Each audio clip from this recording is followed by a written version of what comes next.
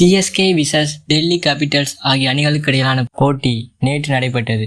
தொடர்ந்து 3 போட்டிகளில் தோற்ற சிஎஸ்கே அணி இந்த போட்டியிலாவது கம்பேக் கொடுக்கும் என்று சிஎஸ்கே ஃபேன்ஸ் பார்த்துருந்தாங்க. அதே மாதிரி தான் நடந்திருக்கு. கம்பேக் கொடுத்துருக்கு சிஎஸ்கே. என்ன தரமான கம்பேக்குங்க. டிசியை போட்டு அப்படியே புதைச்சி போட்டுட்டாங்க சென்னையில் என்று சொல்கிற மாதிரி தான் கம்பேக் இருந்துச்சு. சரி, ருத்ராஜ் டோஸில் தோத்துட்டு சரி இன்றைக்கு மேட்ச் ஏதோ நடக்க போகுது, சிஎஸ்கே கட்டமாக இருக்க தான் போகுதுன்ட்டு தான் எல்லாம் மேட்ச் பார்த்துட்டு இருந்தாங்க. டோஸில் தோத்தாலும் சரி மேட்சை தோக்க மாட்டேன்ற மாதிரி ருத்ராஜ் சஞ்சு சாம்சனும் ஓப்பனிங்கில் வந்து நல்ல ஸ்கோர் அடிக்கணுமென்று வந்தாங்க. ருத்ராஜ் பார்த்தீங்கன்னா 18 பந்துகளில் 15 ரன்களை பெற்று 1 பவுண்டரிகள் உள்ளடங்களாக இந்த ரன்னை பெற்றார். சரியான ஸ்ட்ரகிளாக ஆகியிருக்காரு இந்த போட்டியில். ஒரே ஒரு பவுண்டரி மட்டுமே வந்துள்ளது.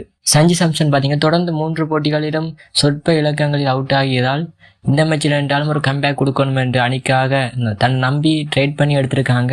இந்த போட்டியிலையாச்சும் ஒரு கம்பேக் கொடுத்தா தான் சிஎஸ்கே ஃபேன்ஸ் தன்னை ஏற்றுக்கொள்ளுவாங்கன்று மேட்சில் ஆடியிருக்காரு போல்.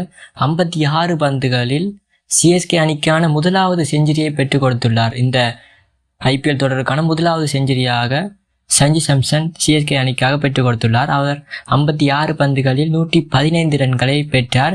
அதில் 15 பவுண்டரிகள் 4 சிக்ஸர்கள் உள்ளடங்களாக 205 ஸ்ட்ரைக்கர் ரேட்டில் விளையாடியிருக்காரு. ஆயுஷ் மாத்ரே பார்த்தீங்கன்னா 36 பந்துகளில் 59 ரன்களை பெற்றிருந்தார்.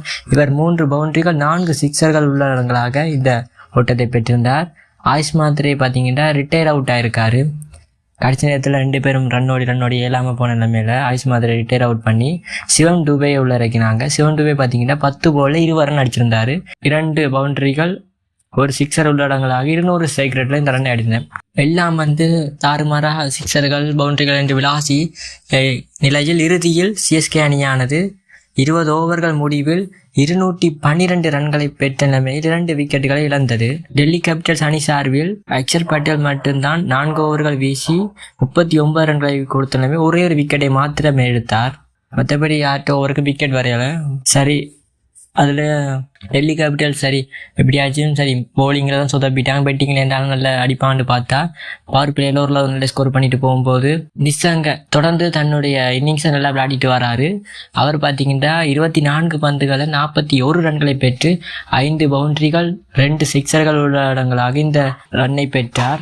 அவரும் 50 அடிப்போம் மட்டும் பார்க்குறாரு. கடைசி 40 சச்சத்தில் வந்து அவுட் ஆகிட்டு போகிறாரு. சரி, கேஎல் ராகுல் பார்த்தீங்கன்னா 10 பந்துகளில் 18 ரன்களை பெற்ற நிலைமையில் 2 பவுண்டரிகள் 1 சிக்ஸர்கள் உள்ளாங்க இந்த ரன்னை பெற்றார். சரி, சமீர் ரிஸ்வி என்றாலும் அடித்து கொடுப்பாருன்னு பார்த்தா அவர் 9 பந்துகளில் 6 ரன்கள் பெற்ற நிலைமையில் ஒரே ஒரு பவுண்டரி மட்டும் அடித்து ஆட்டமிழந்தார். சரி, அக்ஷர் பட்டேல் ஆடிட்டு இருக்கும்போது பார்த்தீங்கன்னா அவர் வந்த பெட்டிங் பண்ணின 2வது பந்தில் பார்த்தீங்கன்னா பிரிஜப்ரீத் சிங் இந்த பெஸ்ட்டு போலே பாயிண்ட் திசையில் அடிக்கும்போது சர்ப்ராஸ் கான் பார்த்தீங்கன்னா நல்ல ஒரு கச்சை பிடிச்சி அக்ஷர் பட்டேல் வழி அனுப்பியிருக்காரு. அந்த கச்சால் தான் மச்சே மாறினுச்சு. அடுத்து பார்த்தீங்கன்னா டேவிட் மில்லர் பார்த்தீங்கன்னா 14 பந்துகளில் 17 ரன்களை பெற்றிருந்தார். இவர் 1 சிக்ஸர்கள் 1 பவுண்டரி உள்ளடங்க இந்த ரன்னை பெற்றிருந்தார். ஸ்டம்ஸை பார்த்தீங்கன்னா 38 பந்துகளில் 60 ரன்களை பெற்ற நிலைமையில் 4 பவுண்டரிகள் 3 சிக்ஸர்கள் உள்ளடங்களாக இந்த ரன்னை பெற்றார். ஏனைய பேட்ஸ்மேன்கள் பெருசாக ஒன்றும் ரன் அடிக்கவில்லை.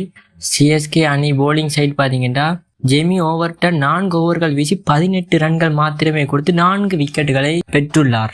அன்சுல் கம்போஜ் பார்த்தீங்கன்னா 4 ஓவர்கள் வீசி 35 ரன்களை கொடுத்து 3 விக்கெட்டுகளை பெற்றார். கலீல் அகமட் மற்றும் குர்ஜன்த் சிங், நூர் அகமட் ஆகியோர் தலா ஒரு விக்கெட்டுகளை பெற்றிருந்தனர். இவ்வாறு விளையாடியதால் சிஎஸ்கே அணி 23 ரன்கள் வித்தியாசத்தில் டெல்லி கேபிட்டல்ஸ் அணியை வீழ்த்தியுள்ளது. இந்த வெற்றியானது சிஎஸ்கே அணிக்கும் சிஎஸ்கே ஃபேன்ஸுக்கும் ஒரு நல்ல ஒரு ஆறுதலாக இருக்கும். இனி வர மேட்சிலையும் சிஎஸ்கே அடித்தா பிளே ஆஃப்ஸுக்கு போகிற வாய்ப்பு இருக்குது. இதை பற்றி நீங்கள் என்ன நினைக்கிறீங்க? மறக்காமல் கமெண்ட்டில் சொல்லிட்டு சேனலை சப்ஸ்கிரைப் பண்ணிட்டு பாருங்கள்.